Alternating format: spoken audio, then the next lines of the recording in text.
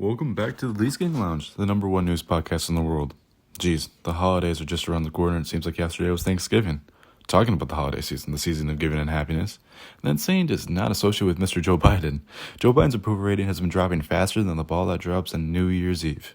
An all-time low of 39% for an approval rating. Let's aim for 30. Obviously someone's getting cold for Christmas. All jokes aside, let's talk about why his approval rating is so low in the first place. Well, where do I really start? Let's look at the facts. Joe Biden left over $82.9 billion of military equipment in Afghanistan. That's crazy.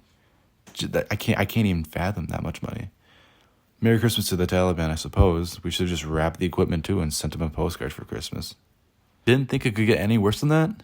Well, it does. Biden left U.S. troops in Afghanistan. Surprise, surprise. Many of them died. The Commander-in-Chief of the United States. That's him.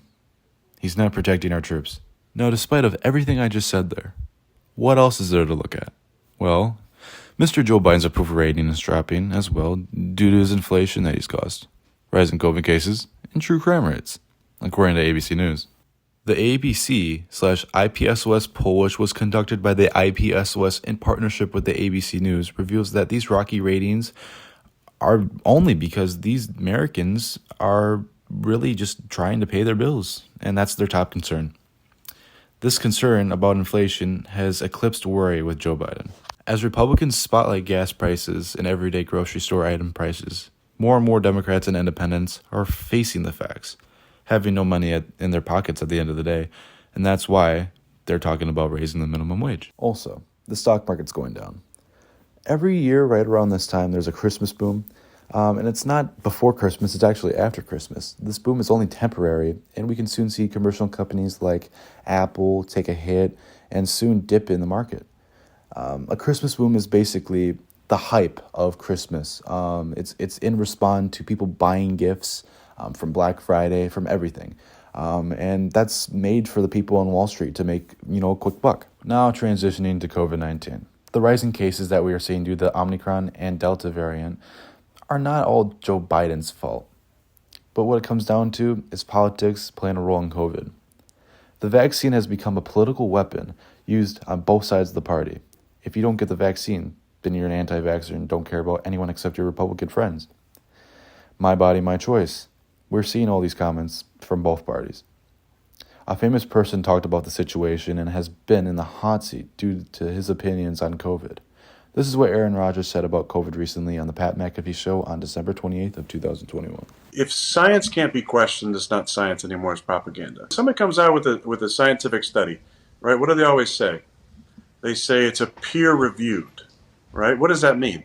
It means that people in the same field have gone through it and questioned the hypothesis and questioned the research and looked it up to see, does this research stand up? Is there anything that's going to come that's going to change your mind on all this or no?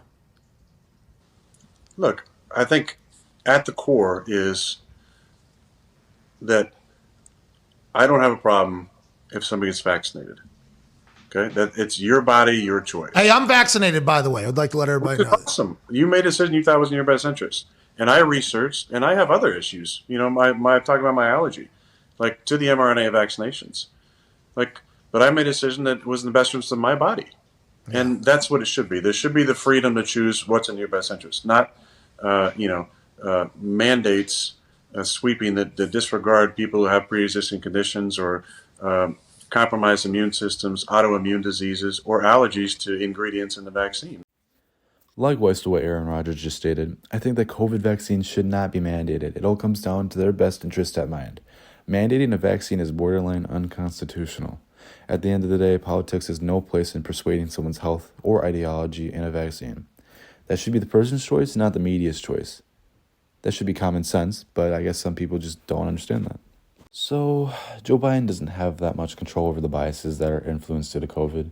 We saw the same thing that happened to President Donald J. Trump in office, only it was amplified due to the fact that he was a Republican and the 2020 COVID-19 scare.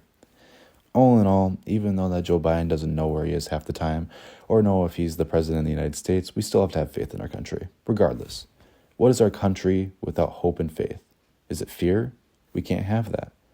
We can only hope for the best for our country, our friends, our family, and our peers. The United States is built on prosperity and not fear.